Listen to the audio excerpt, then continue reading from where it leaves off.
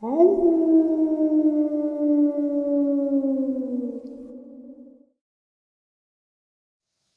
greetings and salutations, everyone. I hope everyone is doing well still, and welcome to this night-ending bonus upload. I want to end this night off with a very special interview from a very special person. And during the interview, actually right in the beginning, you will realize why I said what I just said. Before we get into it, a couple links. As many of you know, I rely on Patreon, PayPal, channel membership, and the merch to help the channel to continue to grow and go. Links to Patreon, PayPal, and channel membership is in the description below, merch displayed directly under the video. Also, Dogman Frightening Encounters, Volume 1 through 3, the audiobook versions. They were written and researched by Tom Lyons, narrated and produced by me, Jeff Nadolny.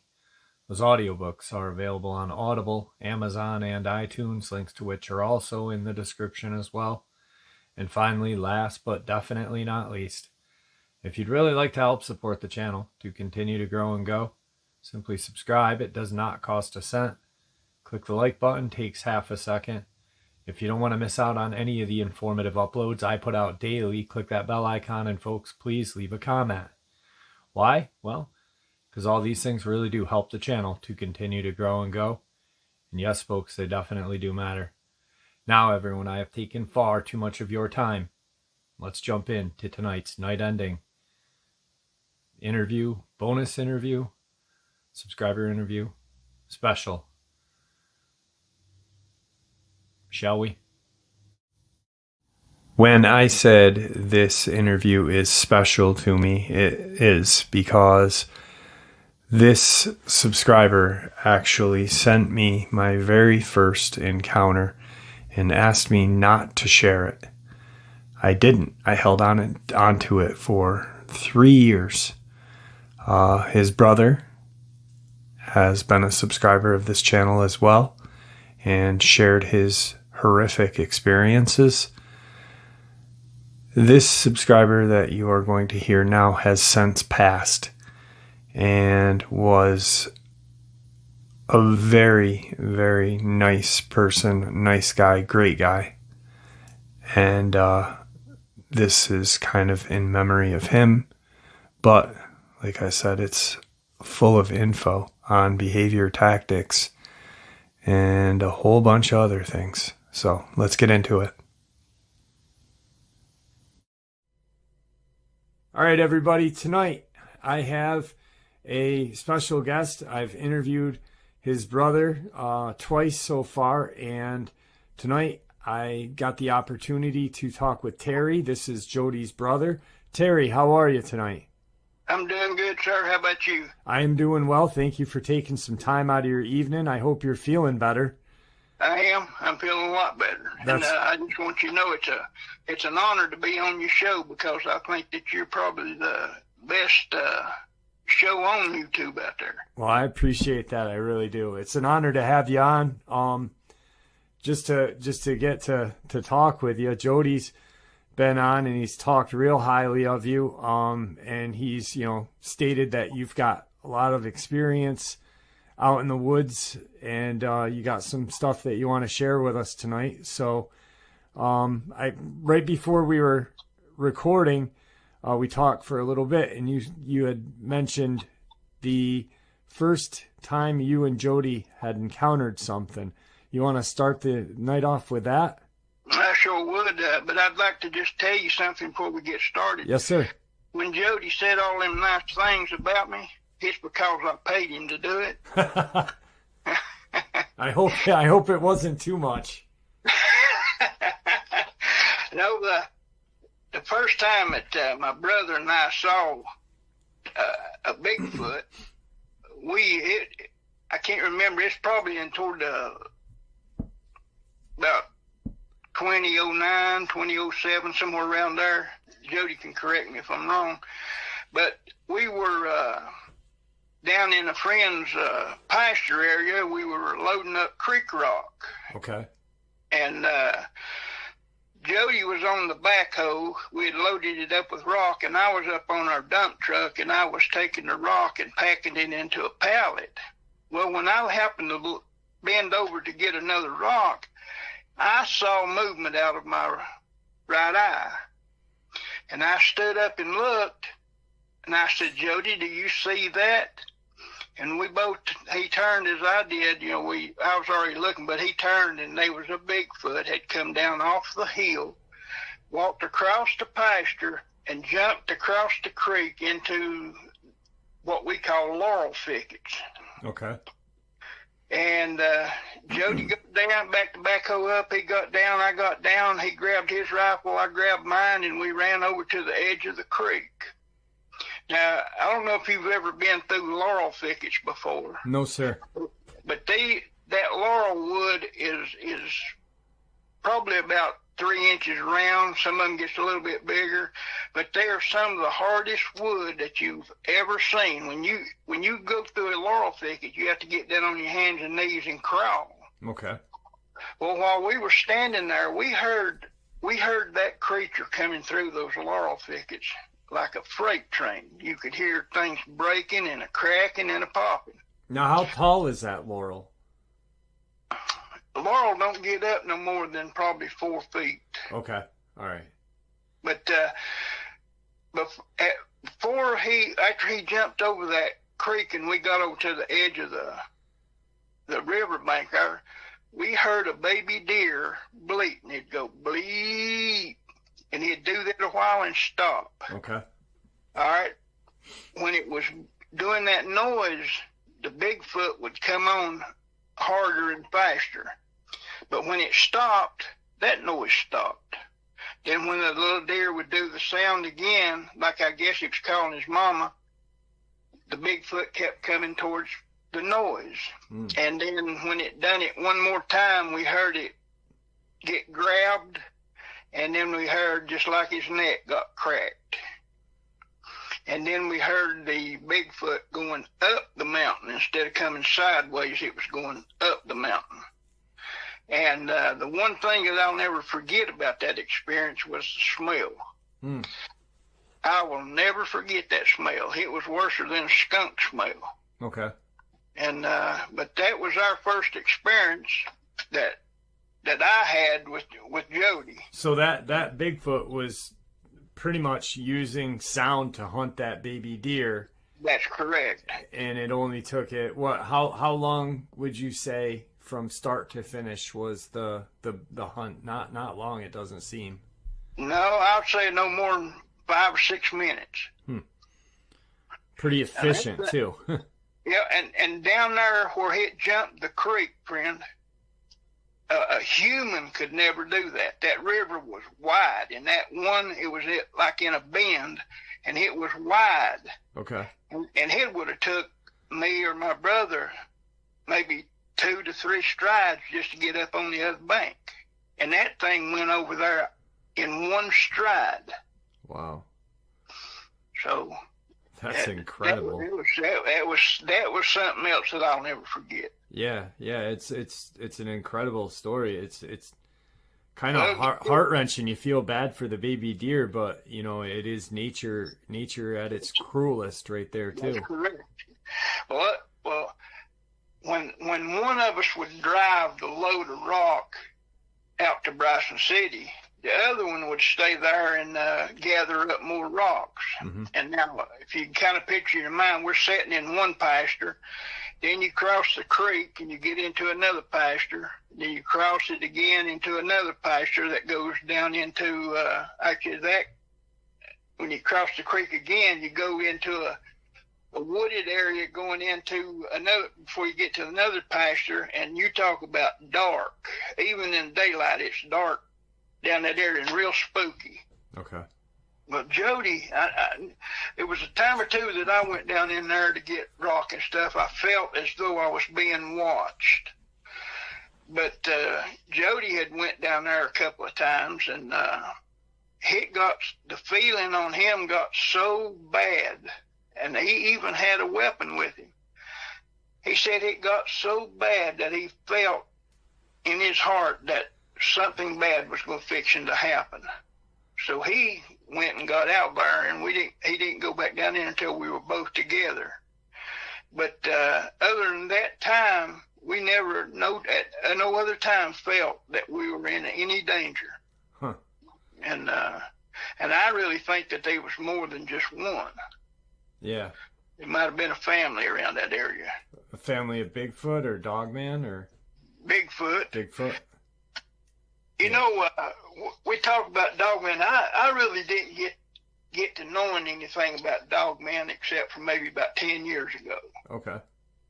But I can tell you, when I was growing up, a couple of counters that I had, I was probably maybe 10 years old. My grandfather had an old barn that we kept the horses and the cow in. And then of course, it had a barn loft up there. Well, for about a year or so, there would have been no horses or cows or anything in the barn, and there hadn't been no new hay put up in the barn. And most of the hay that was already put up in there was what we call loose hay. We just drag it up into a pile and load it up onto the truck and then take it up and just throw it up into the barn. Right. Well, I happened to be over there one day, and I don't know what I was doing, just fooling around. And I climbed up into the loft of that barn, and I'm going to tell you, I had the awfulest smell up there. And in one area, it looked like something had drug a whole bunch of the old hay into one, like a solid corner of the barn.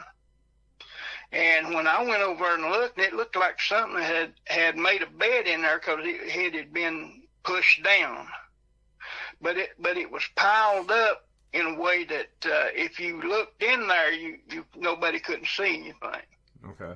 Kind of like a nest. Right. Well, I left. Never thought nothing else more about it. And I guess it was probably maybe a couple of weeks. We were getting ready to go home, and I had run on the head of my grandpa, and he was coming down with the truck. And I had run into the barn, and I started up the ladder. And when I got up to the ladder a little bit, I heard something growl.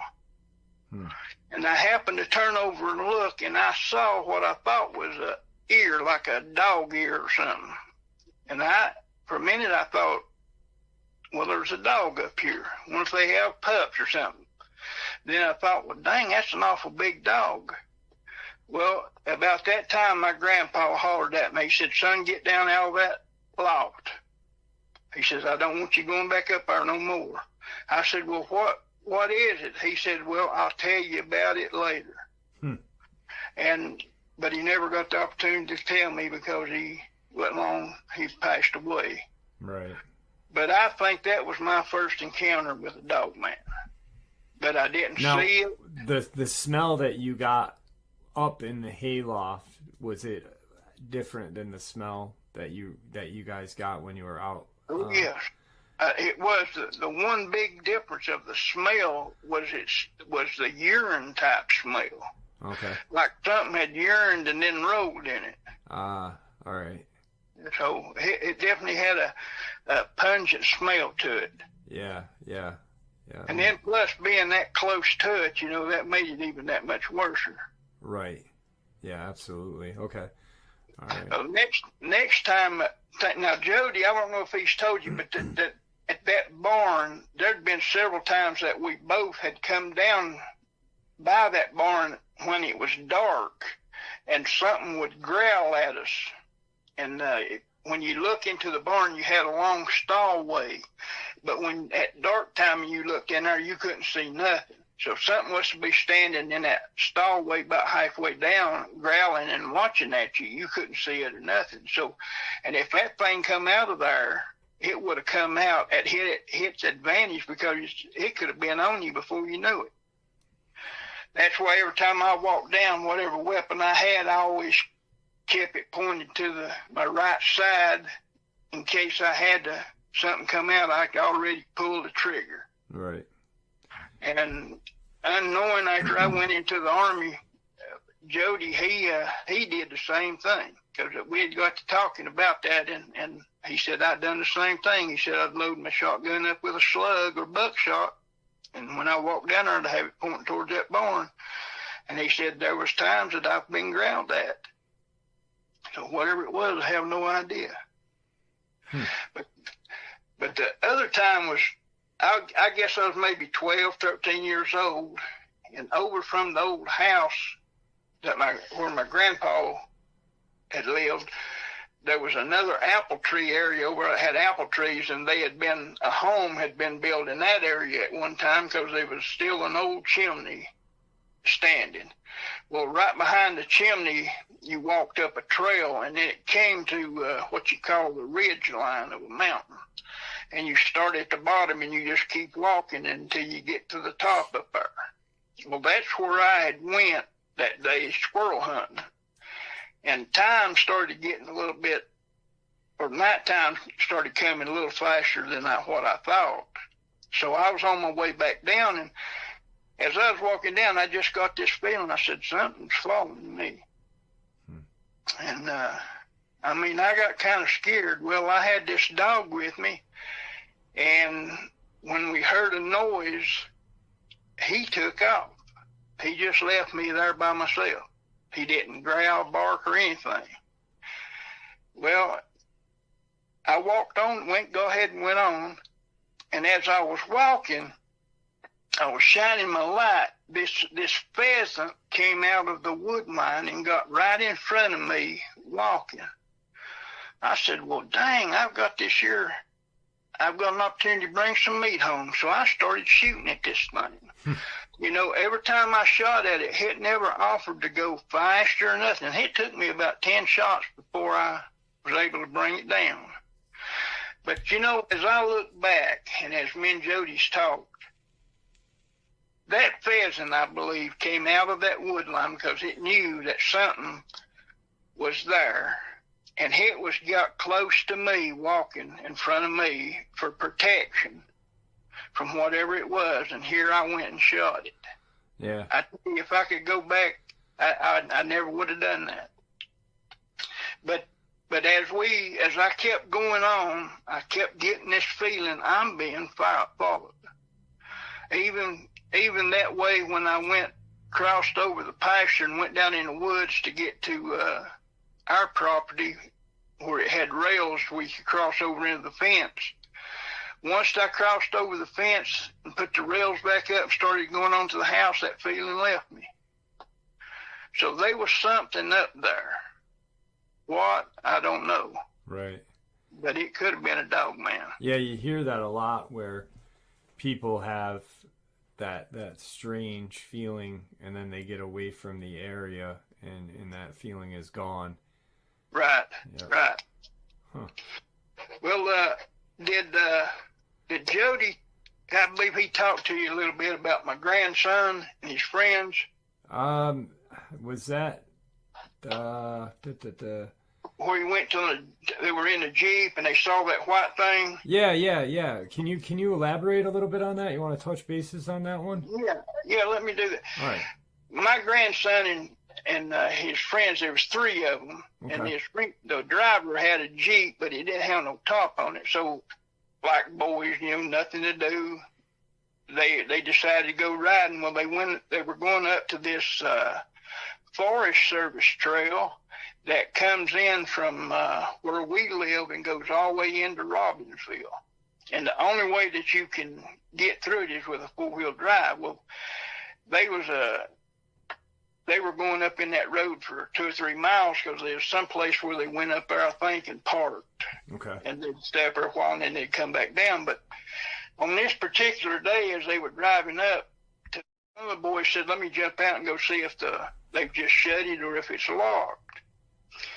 And as he ran up there and everything, the boys were sitting in the Jeep while it's still running and everything, and waiting him come back. Well, when he come back, he stopped and he looked to his left. It would be to his right on his way back.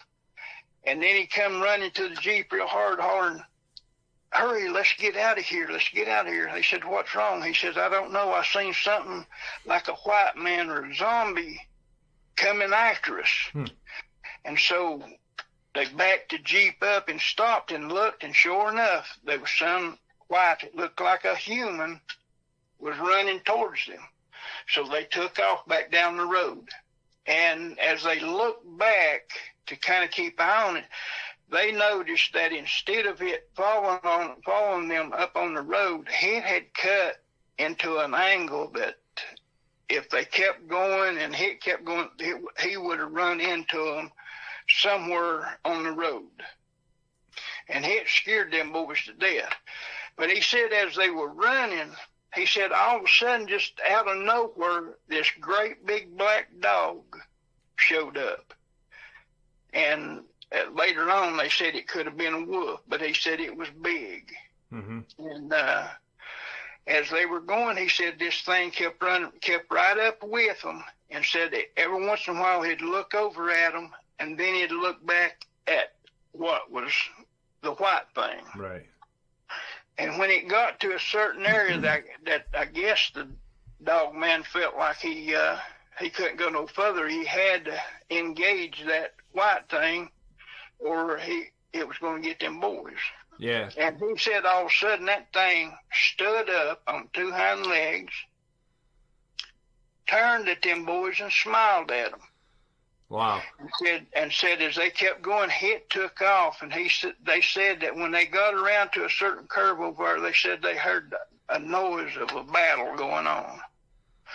They said you couldn't see nothing, but they heard what was going on over there. It's like that Bigfoot and that white thing got engaged. And they felt when they come on and told us about it and everything, not only did they feel it, but I did too, that Dogman saved their lives. Yeah, you hear a lot. There's a lot of, those things, excuse me, those things are called like, from the creepypasta or Reddit community, they call them the rake. And, but, like me and Jody were talking, he calls him the crawler, I call him a crawler as well. But there's been a lot of stories where people have seen these two, the Dogman fighting with these creatures. I had a guy that was down south. I don't remember the state, but he actually, he went looking for a Dogman, and he'd actually seen one of these creatures. He was on like a 2-story deck looking down, and he'd seen on the ground one of these creatures, and later on in the night he had heard like a skirmish going on, and he had said that they're kind of like mortal enemies fighting. They're very strange looking, and I 100% believe in those crawlers because there are so many real videos of them, just from regular people like you and I going out in the woods and getting startled by them. And they're absolutely terrifying to look at. Right. Did you see that video of that little boy had went over to where they had built him a fort, and they went to open up this gate, and somebody said, "What is that, a cow over there?" And he was filming, and next thing you know, this rake or a crawler come out of there going up the hill after them. And they turned around and took off running. No, I never saw that. It's on YouTube. If I can find it, I'll send it to you. Yeah, I never saw that. I've seen a couple where there was one,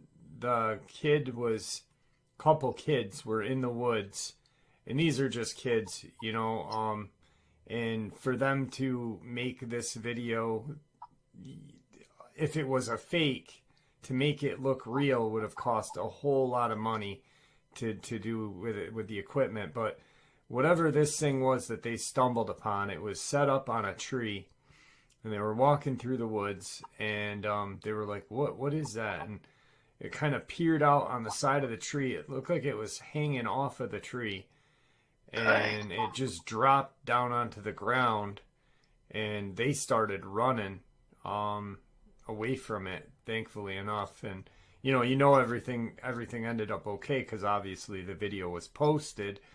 But it's just terrifying to see something like that. I don't know what they are. I don't want to know what they are because they really freak me out. I mean, I can accept Dogman and Bigfoot because I just something about them that I can accept, but these crawler things, I just don't really know what to think about them. Understand? Well, let me ask you this: do you think the sightings of Bigfoot, Dogman, and other creatures? Yeah. Do you think they're increasing? I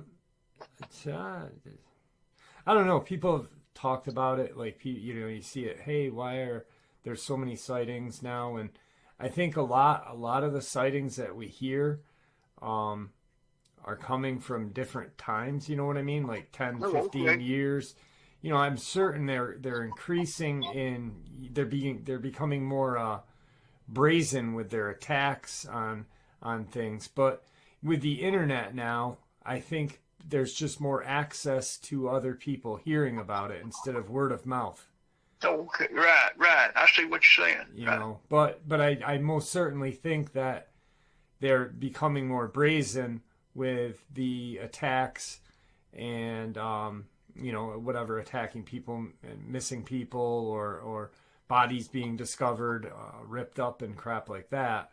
But I'm not sure if they're increasing or if they've been that way the whole time. I'm sure they've acted that way the whole time to humans. Just, internet's, I mean, it's been around for a while. You know, for for my kid, it's been around her entire life. But for us, it's still fairly new. You know, I remember a time when there wasn't internet. And everything was word of mouth or TV or radio. Amen. So yeah, I don't know. Good question, but yeah, I'd have to say probably about the same.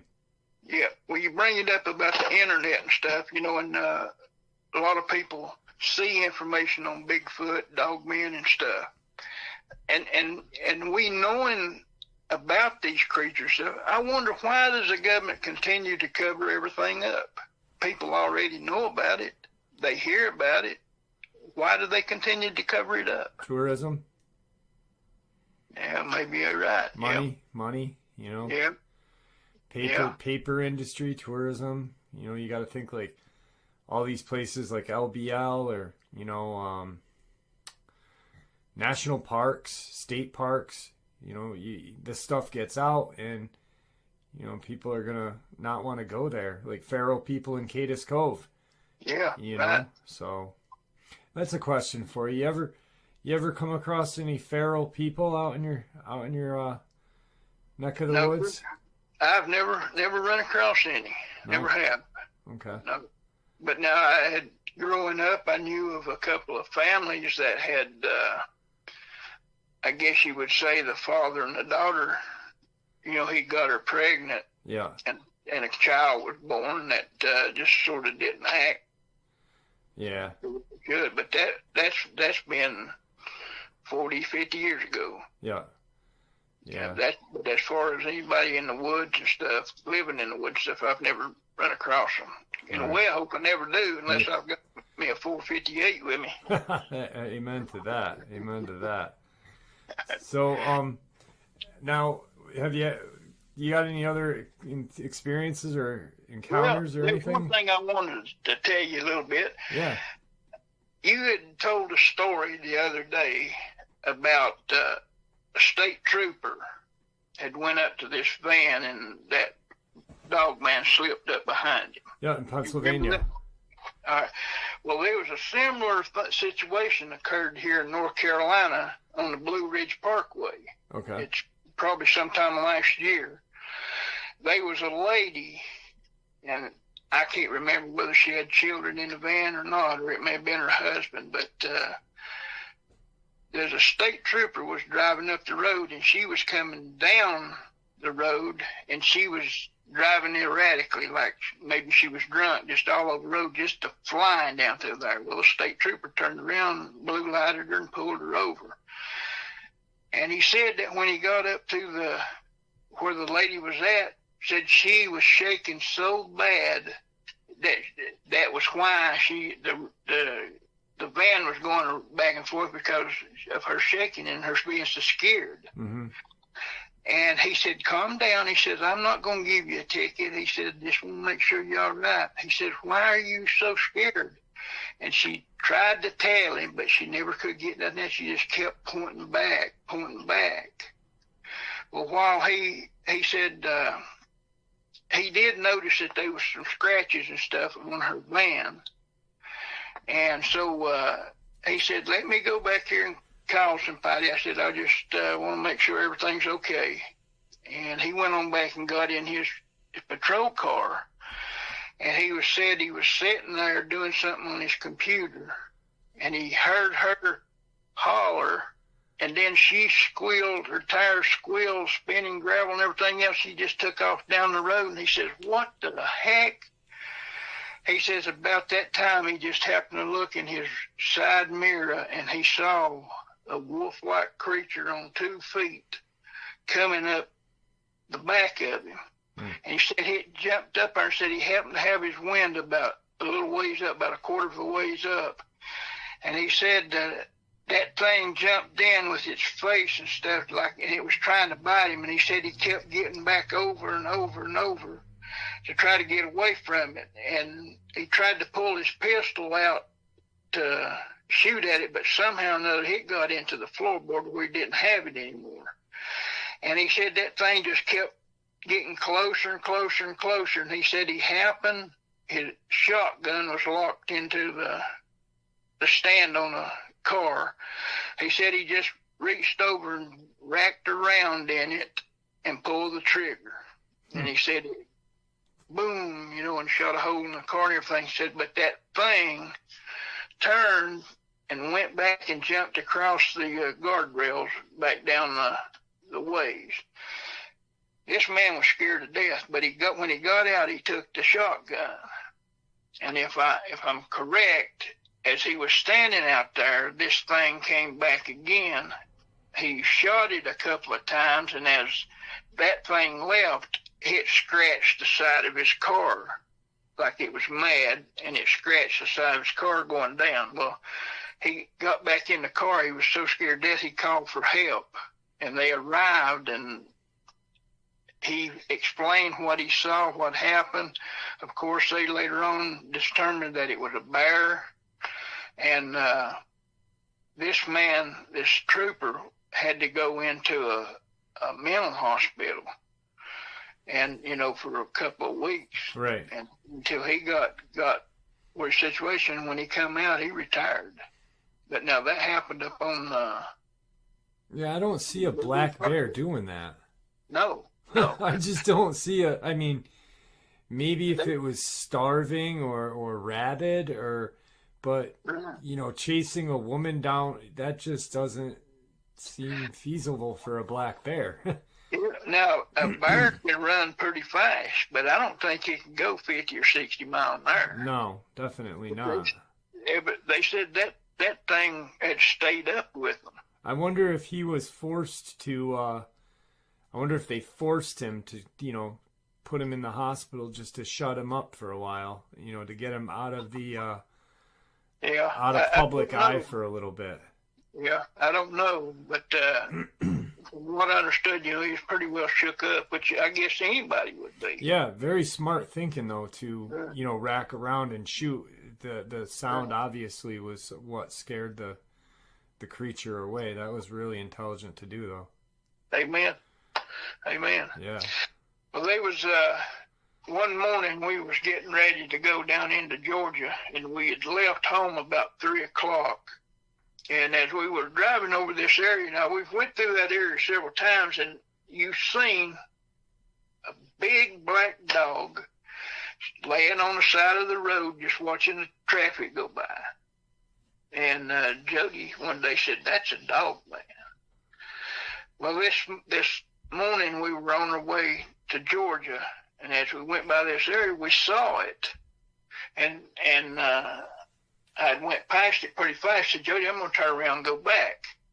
So as I turned around and we came back down the road, it was just like a pull-off that had a flat area where a car could park and stuff, and then the road went up the mountain. Well, we pulled in, and I rode, and it was still walking, and I rolled my window down, and I hollered, "Hey!" And it stopped. And when it turned and looked at us, its eyes were red as coal. And no, I take that back. Excuse me, his eyes was black as coal. And I'll tell you, I apologize for saying that, because the last time that we saw it, its eyes turned red. Okay. Okay, the eyes changed from a black coal to a bluish looking color to a red.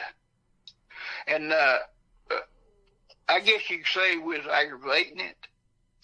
And you could tell it was getting aggravated at us.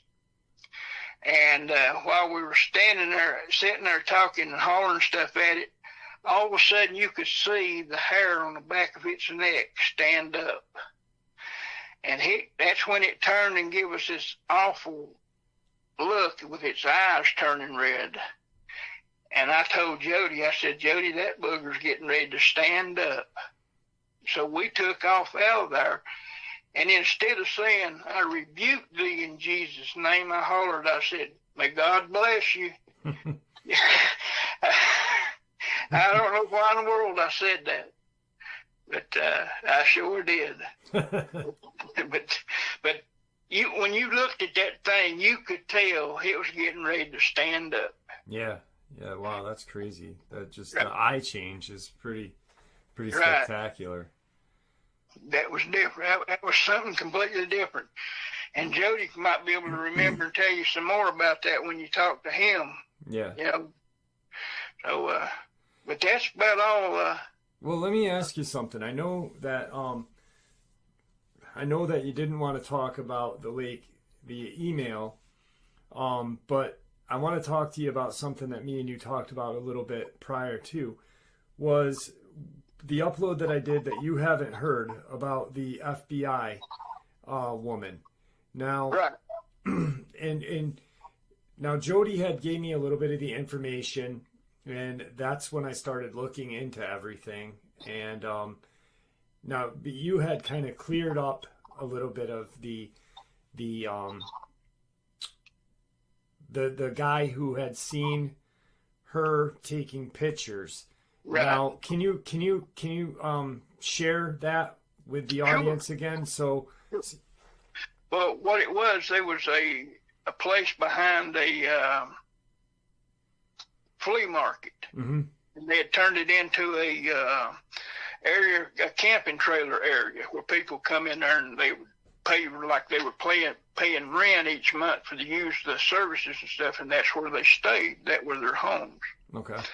Well, up past them, there was like a field that right before when you turn off to come down into the area, there was like a field out there, probably maybe 50 yards long, maybe half a football field wide. And then up on the upper side where the road ran, there was like a bunch of white pine that was standing up there. I think people plant those, to give them privacy and stuff. Right. Well, he said as he walked up there, he said he stopped and he noticed this car. And he said that at the time he couldn't tell what it was, but he said as he looked up into the trees up there, he saw two large things standing there and something small. And he said that one of them you could see like a wolf's ear standing up. But he said on the second one, when he looked at it, he said it looked like a ram's horn was on its head. Okay. And like we talked, that could have been just its ears turned back. Laying down or whatever, yeah. Right. Well, he said that when he was filming these things, he said he turned over and saw that the woman that was in that car had a camera with a long lens on it, and she was taking pictures of him. But he also said that when she stopped taking pictures of him, said she went back to looking at these creatures, and he thought maybe that she might have been their handlers. Mm-hmm. Because when she left, they left too. They were not seen anymore. Okay, yeah. Yeah, and that wasn't too long after that the Kathleen Miller was found, the FBI agent was found dead. So Right. that's what got me looking into that whole thing. And that video is up right now, so you can take a listen to it. And it happened in your neck of the woods, so I'd appreciate it if you let me know what you think of it. If I will. And that person who took those videos, me and Jody will try. One of us will try to get up with him and see if we can get a copy of that video. Yeah, I'd love to see that. We'll send it to you. Yeah, it'd be great. I'd love to see that. I'd really love to see it. So, okay. But that's been about all I've done. Well, seen here. I appreciate you coming on. I really do. I've talked to, like I said, I've had Jody on a couple times, and I when Jody reached out to me the last time, I said, listen, tell your brother that he sent me that email and I've never shared it yet. I said, but can I share it sometime? And he said, I'll share it. And, I appreciate you, coming on tonight. And I know that you're going to talk about it sometime here in the future, but you just want to kind of talk to a couple other people to get the facts straight and everything right. So, but it means the world to me that you came on tonight, and I really appreciate it. Well, I sure do thank you, and I especially thank you for allowing me to be your guest. And like I said at the beginning, you're my number one go-to, and I know it has to be Jody's same thing. When we go on YouTube, the first thing we want to do is look and see what you've uploaded. Well, that. I appreciate that. I really do. It's humbling to hear, to be honest with you. And being a small businessman like you're doing, which I consider you a businessman, you do this sort of for a living, you have to be one of the finest men that I've ever met in my life. Thank you. I appreciate that. It's an honor to call you my friend. Well, same here. Same here. And if you ever want to call me and just, like you said, chew the fat. Yeah. You've got my number. Just give me a holler. Absolutely. And I'll get back with you in the next few days. All right. Do me a favor, though. Is there anything that you'd like to say to the audience before we end the upload? But don't hang up, because I want to talk to you for a few minutes after we end the upload. But is there anything you'd like to say to the audience before we end here? Well, I'd just like to tell the audience that y'all have a good man to listen to hear the stories being told by. And I just want to make a statement that when you go out in the woods, don't ever go alone. Mm-hmm. And also make sure you have a weapon. Yeah. And make sure that your vehicle is parked in a way, just like in the military, when we pulled into an area, we always backed in so that the vehicle was in a ready position to get out of there. And leave it unlocked. Right. And I suggest you, when you go in the woods like that, park your vehicle, turn it around so that if you have to get out of there in a quick, fast way, it's ready to rock and roll. Yeah, definitely some good advice right there. Some good advice. Well, I thank you for allowing me to be here. All right. I hope everybody enjoys it. An amazing interview from an amazing man. Terry will be missed. I've had 2 subscribers that I know of that have passed because family members reached out. Jody, Terry's brother, who was still with the channel, reached out when Terry passed. And Jeff Deere, his wife, reached out to me. Both were pretty sudden. Both amazing people with amazing experiences and amazing theories. So don't take life for granted or friendship for granted, because you don't know when it's going to get taken away. All right, folks, I'd like to thank you all for supporting the channel. It is your support, after all, that keeps the channel growing and going. And honestly, what gives people like Terry a chance and a place to share their experiences and theories judgment-free, just simply treated with the respect we all deserve. Everyone stay safe, happy, healthy, and ever vigilant, keeping an eye on our children, pets, family, and friends. These creatures are real. They are out there, and they are dangerous. Share this information with those you love and care about, and it may just help save their lives someday. Until next time, never stop asking questions, never stop searching for the truth, and God bless.